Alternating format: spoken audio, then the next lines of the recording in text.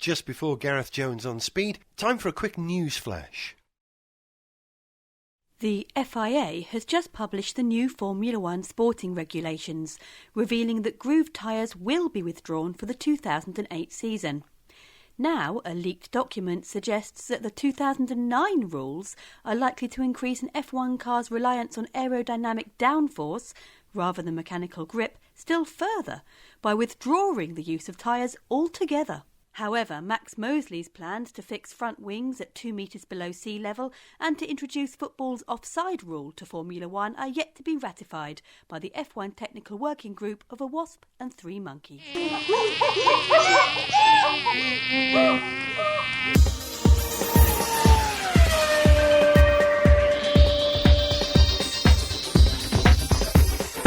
With the new F1 season underway and the A1 Grand Prix season drawing to a close, there's plenty to talk about in today's edition of Gareth Jones on Speed. As well as that, we meet Britain's first female Formula One racer, Davina Galitsa. This car is wonderful. I mean, apart from being historic, it's just, it looks after you, it helps you, it keeps you alive. It's an incredible car. And also some words of wisdom from the current First Lady of F1 and A1, Anne Bradshaw. When Juan Pablo Montoya calls you grandma, you know you've made it. But first, stuffing used hankies into the glove compartment of life, Sniff Petrol has shunned the news this week and instead turned to advertising. Coming soon on the Spectrum Obsolete. No Need for Speed!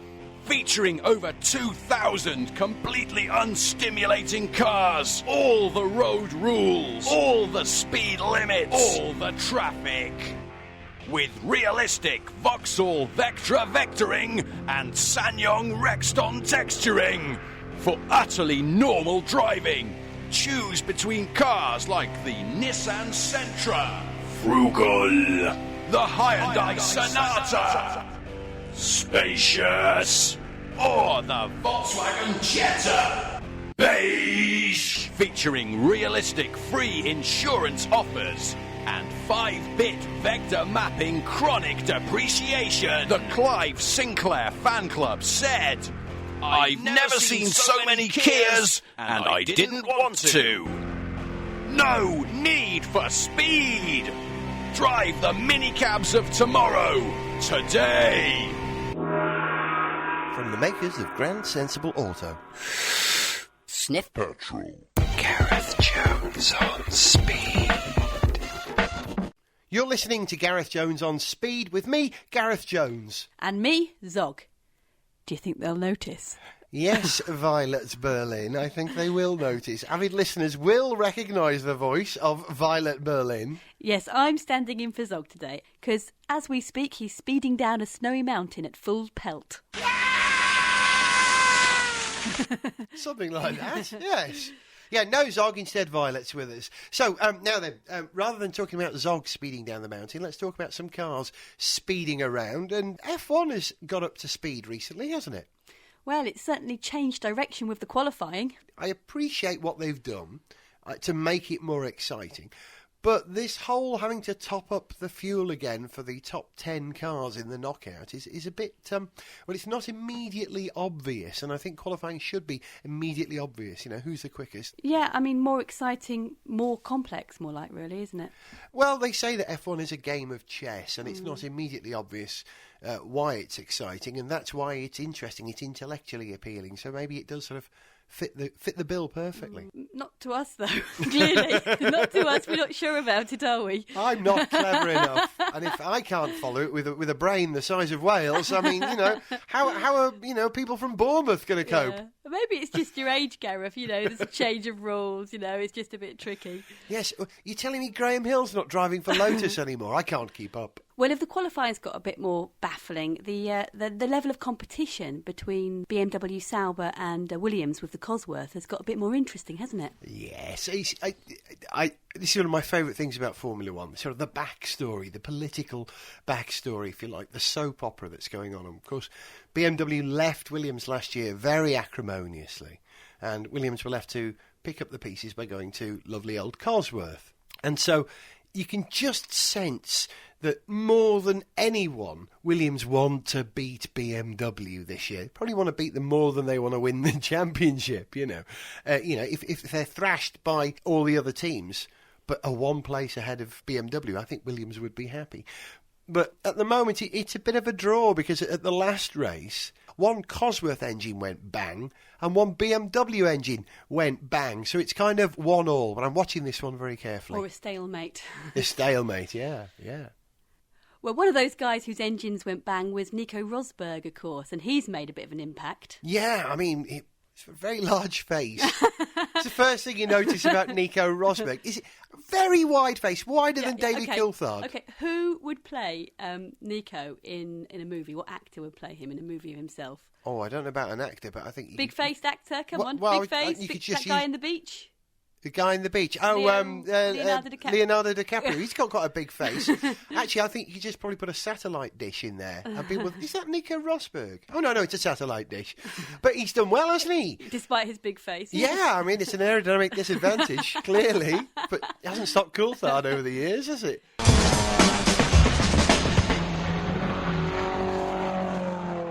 The big F1 news that has got me a bit sad and a bit excited this week is about the new Japanese circuit.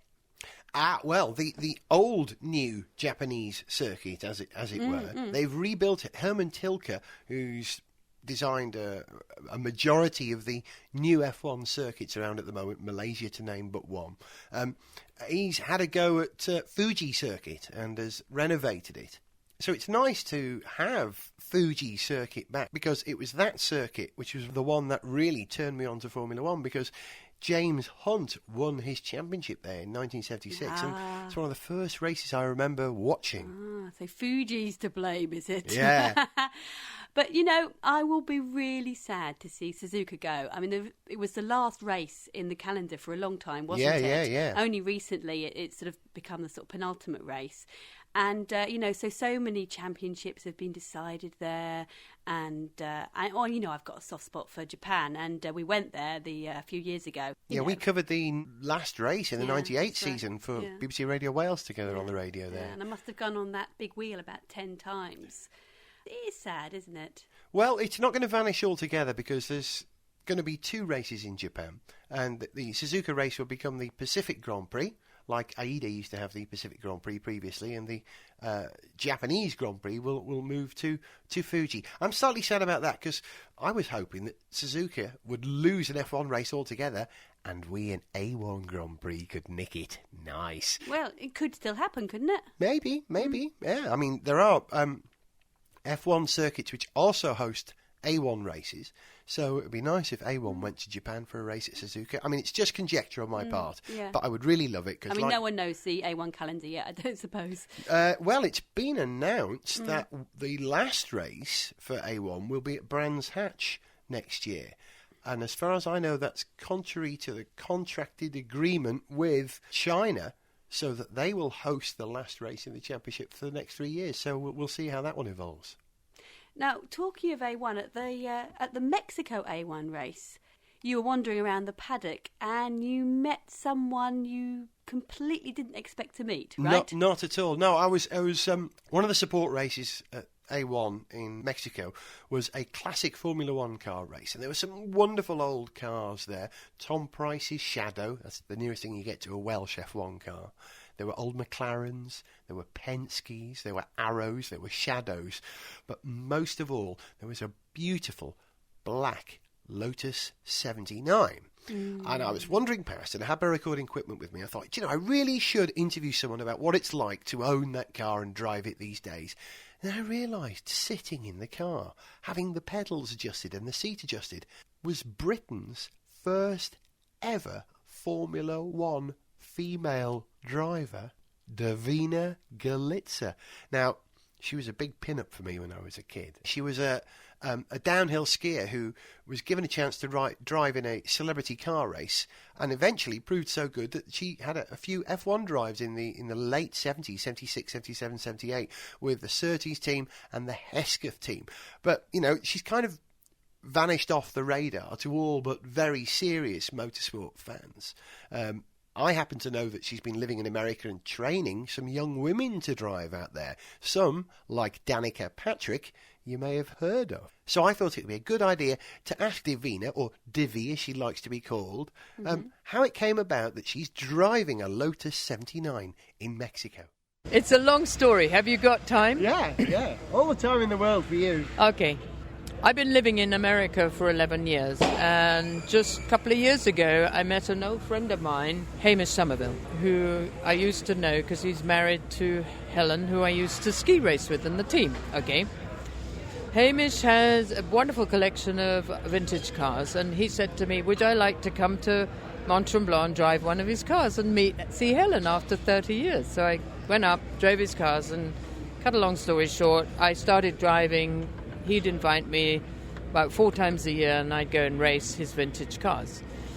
During that time, I met a gentleman by the name of Joel Finn, who's extremely well known because he's not only a wonderful author, but he's a wonderful historic racer and has been for many, many years.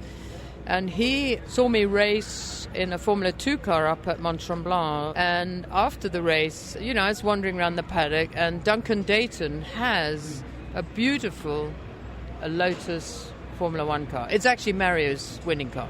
It's a 79. It's the one you're sitting in? You're talking about another one? Another one. There are actually 5 in existence, but this was a chassis 04, which was Mario's car. And I've always wanted to drive that car because, if you remember, I tried to qualify the Hesketh against that car. So, I always admired that car, admired Mario in it, and I just longed to drive the car. And I'm standing looking at Duncan's 79, Lotus 79, and what happens but Joel says to me, I've got one at home, would you like to drive it? Well, I said, well, of course, and I thought he was joking. And a week later he rang me and he said, I want you to come and see the Lotus. So what's it like to drive? It must be very satisfying. Well, I can't even believe that I tried to qualify the Hesketh against it. It's a joke. This car is wonderful. I mean, apart from being historic, it's just, it looks after you, it helps you, it keeps you alive. It's an incredible car. They sort of wanted me to race it at Watkins Glen because I have to give you the other bit of the story now. When the Hesketh team collapsed after Monaco in 1978, my sponsors, Olympus Cameras, came on the side of this car. And when Ronnie Peterson was killed in Monza, I actually rang Colin Chapman and asked whether I could drive at Watkins Glen. He never said, you idiot, you think I'm going to put a bloody woman in the car. He didn't. He said, no, I hope everything works out for you, but we've engaged Jerry. And so I am driving the car I asked Colin to drive 28 years ago. Things always work out in the end, don't they? And now I'm 61. Now listen, you must have encountered the old sexist problem that seems to exist in motorsport over and over again, and yet you've proved your worth with your skills, and there are now a young group or young bunch of women drivers doing the same again. Have you had contact with Catherine Legg and Susie Stoddart, the young lady drivers making their mark? I've definitely met Catherine. I know Danica. I don't know Susie, but I've watched her race. They are better drivers than I was, trust me. They learned age 8 in go-karts while I was skiing, and they're super. And if I help them in any way by forcing my way in there, I'm glad I helped them, because it's always going to be hard for a woman in motorsport. It's a man's sport, and the men have egos, much bigger egos than women, and they hate being beaten by women. But the good guys know that it is possible now for a woman to do well, and I hope, I've seen Danica nearly win Indy, and I've watched Catherine win Atlantic races, which a few years ago nobody thought could happen. And so now at last women drivers are getting better machinery and being taken more seriously, and that's wonderful. Davina. Divvy, call me Divvy. Divvy, I'm thrilled to bits to meet you, but if my partner on the radio show, a chap called Zog, were here, he would insist that I either got a kiss from you or got a message for him from you, because I think you've been his pin-up for a very long time. Oh, really? Any woman who drives a fast car, particularly a Formula One car, is a hero. So if you would do me the honour of a message to Zog, this might just knock his socks off. Zog, this is Divvy. If you were here, I'd give you a kiss, but instead I'm going to give your buddy a kiss. Davina, lovely to meet you. Thank you very much for finding time to talk to Gareth Jones on Speed. Thanks, bye for now. Typical. Zog isn't even here to receive that kiss from Davina Galitza, and she was an even bigger pin-up for him than she was for me. Now, I noticed she mentioned Catherine Legg there. Yes. Now, didn't you meet Catherine at an A1 Grand Prix race recently as well? She was testing, was she, for that's right. a British team? Exactly, yeah. In Dubai, in the United Arab Emirates, just at the end of last year, they gave her a drive in the Team GBR A1 car. And she was pretty good, actually. She was pretty darn good, because it's been proven over and over again that it's very hard to get into those cars and drive them competitively when you first get in. You know, they can be a bit of a handful. But what, with all the driver aids switched off and yeah, all well, that kind of stuff? they just don't have driver aids, exactly, yeah. It's good old-fashioned driving. But I was impressed at how Catherine conducted herself within the A1 GP team. And also, how knowledgeable she was. I mean, I had a long chat with her afterwards while we were watching one of the other sessions together. And, gosh, she does know her motorsport, and she knows her motor engineering, which I was very impressed with, which will stand her in good stead as she's driving in Champ Car this year. And I always like to have a British driver in Champ Car that I can support, and I'm thrilled that it's Catherine Legg, because not only is she very cool, but she used to watch me on TV when she was a kid and tell me, which makes her even cooler. As well as being the only female driver in Champ Car, she'd probably be the thinnest driver in Champ Car, wouldn't you say? The thinnest? Yes. That's true. They do tend to make like them a to bit eat. portly over there, don't they? Yes. I think one of the reasons that Paul Tracy wasn't chosen to drive in an A1 GP car, there was no way they could fit his enormous bum in, I believe. That is not funny, that's just cruel. But talking of women racers, this entire programme today is very much dedicated to women who drive fast cars.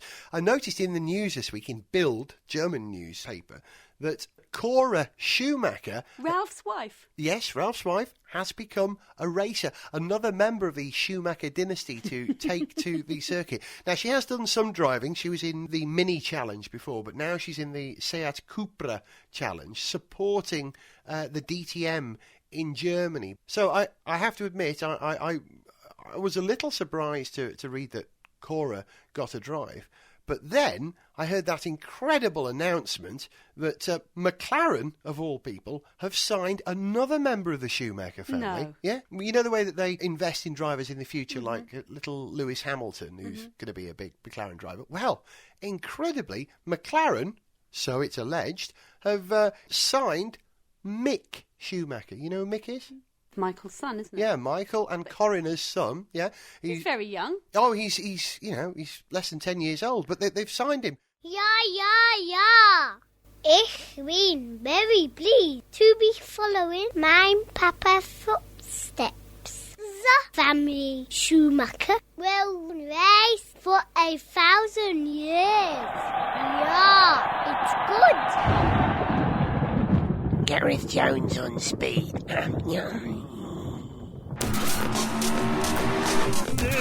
Petrol!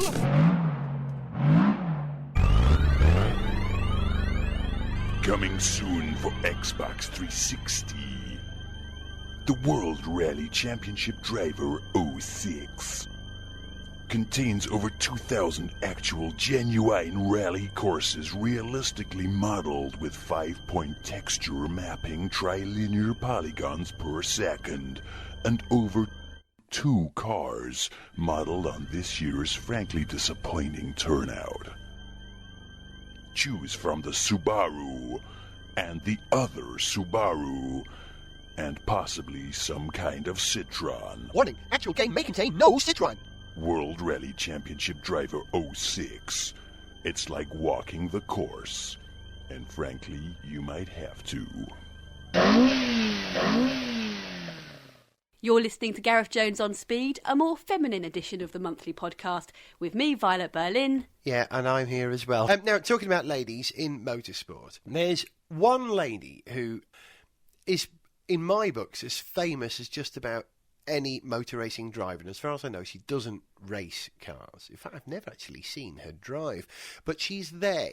If you followed motorsport over the last few years, every world champion between, I think, 92 and 96, perhaps, had this woman standing behind them.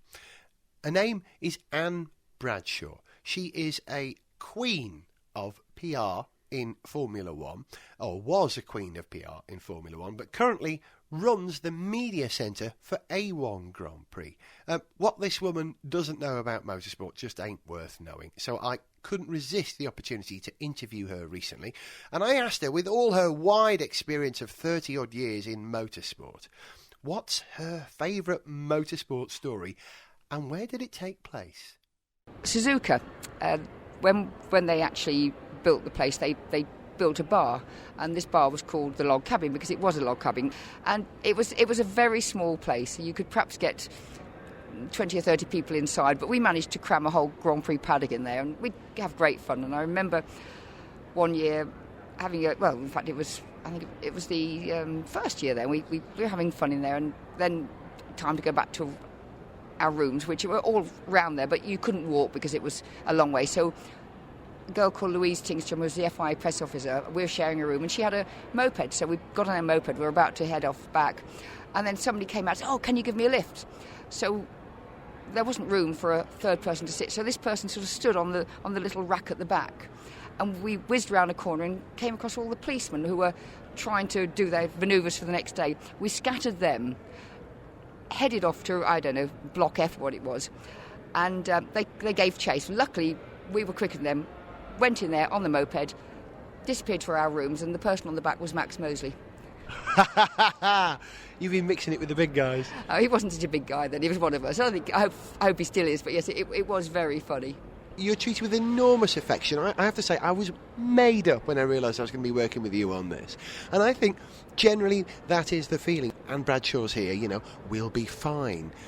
Do you mother people? Do you feel that we need mothering? Do we need looking after? What is your role? I suppose it is now. I mean, I'm perhaps of the older generation, and I do feel that perhaps I have this sort of this motherly figure, because when Juan Pablo Montoya calls you grandma, you've made it. But motorsport generally is a very fleeting business.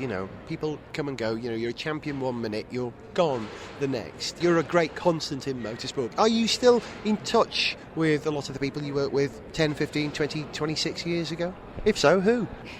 Every so often you come across people again. I mean, like Nigel Mansell, I've got his kids were in Bahrain, which I did recently for BMW, so because they're coming into Formula BMW. Every so often, I get a phone call and it'll be Damon on there, something that he'd forgotten or he needs.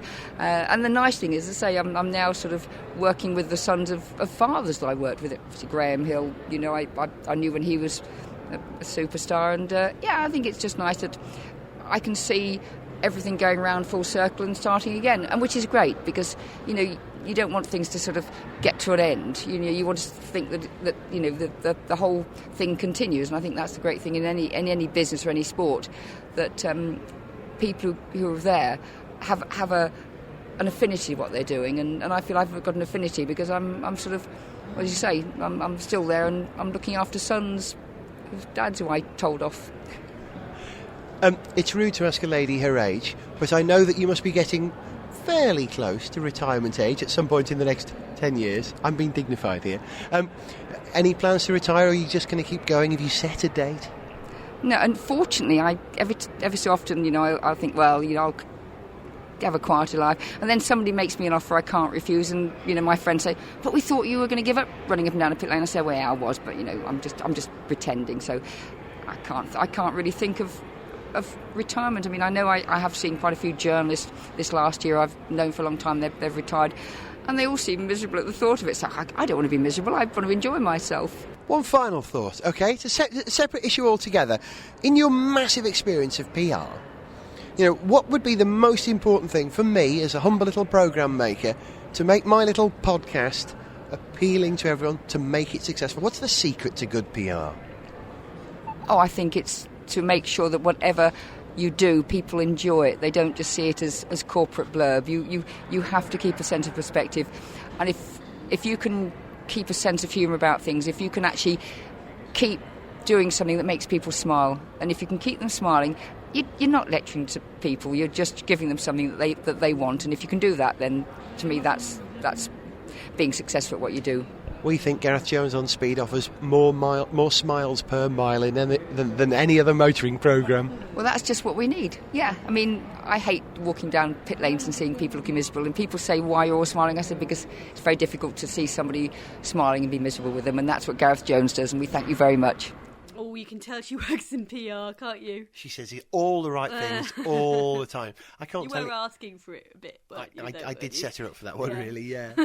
She never fails to deliver, though. Anne Bradshaw, I'm thrilled to be working with her, I really am. I have to say, one thing she said really resounded with me about how corporate F1 has become. It puts a lot of people off now, doesn't it? Yeah, that's one of the reasons why Anne loves A1. It's a lot less precious than F1, but the lure of F1 has dragged Anne back. At the end of the A1 Grand Prix season, she's going back to F1, and she's as surprised at this as the rest of us are. What's she going back to do? She's going to do the PR for Sauber BMW, or BMW Sauber, I should say.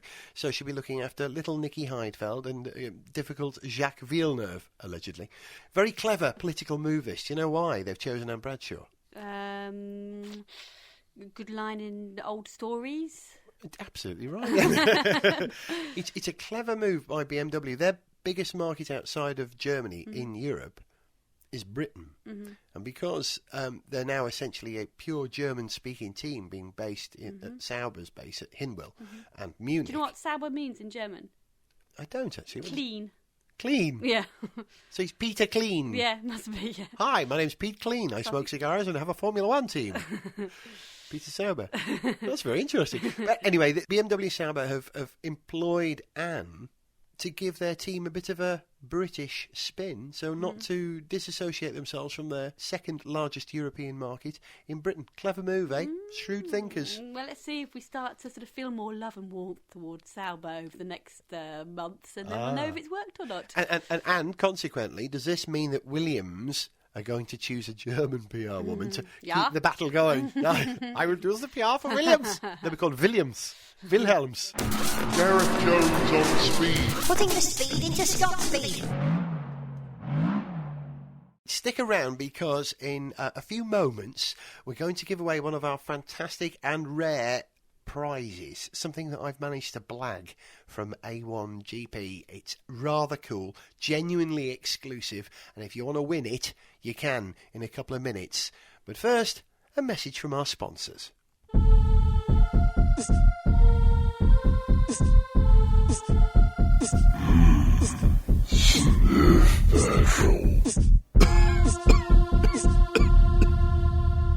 Coming soon to a Nakawota Y-Zone Console 5 million near you, MG Rover, the computer game. A simulation so real, you'll grow a beard. Most video games challenge you to save the world. The challenge here is much harder. As part of the MG Rover management team, your task is to single-handedly halt the eventual decline of the British car industry. When the unscrupulous Chinese businessmen attack, you must welcome them with open arms and try to do a deal with them, like bloody idiots. Gamehead Power magazine said, so realistic it's like being there, in Birmingham. Oh. Official Y-Zone magazine said, if you like realistic simulations and bad business sense, you love this. Complete Mega Gamer magazine said, Please, God, make it stop. And in April of 5 it did. But now you can relive the magic forever. MG Rover, the computer game. Made in China, soon. Left, that's wrong.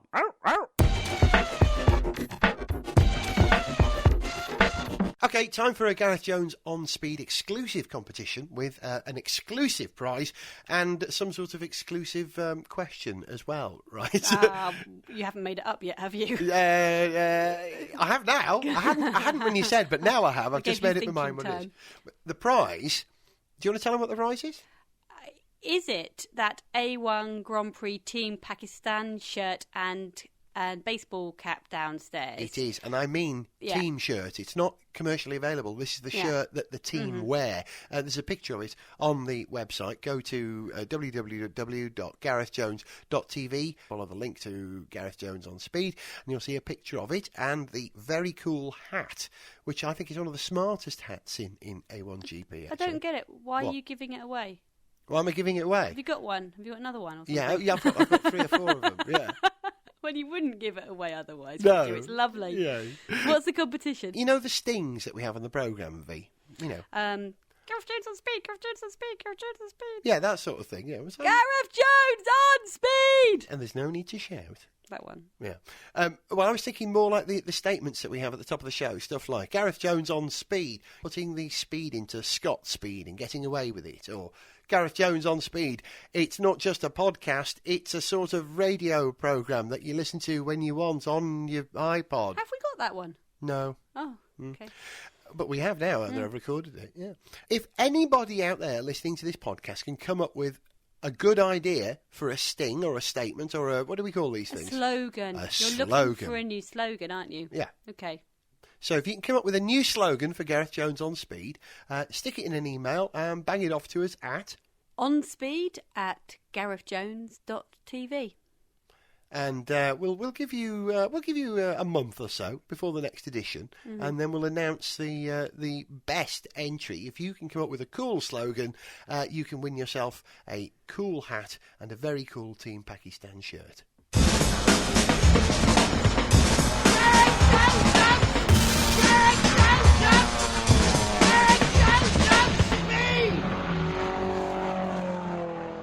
You've been listening to Gareth Jones on Speed, special ladies edition. I was Gareth Jones, and next time I think I'll be Susie Quattro. I was Violet Berlin, and next time I definitely will be Zog. I like the way you think. We're going to leave you now, as this was a tribute to some motor racing ladies. We thought we'd play out with the national anthem, as we always do.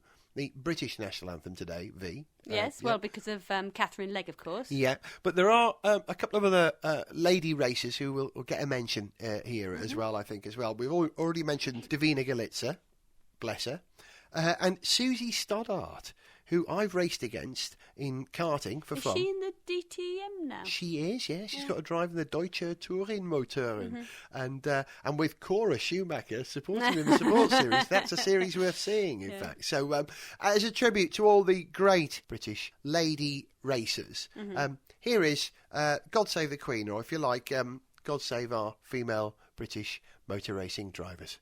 Enjoy. See ya. God save our Catherine Legg, Davina Galitza and Susie Stoddart. God save our girls. Send them victorious. Happy and glorious. Long may they race and win. God save our British women. God save our women. And Robbie Kerr. Gareth Jones on Speed was a really macho production.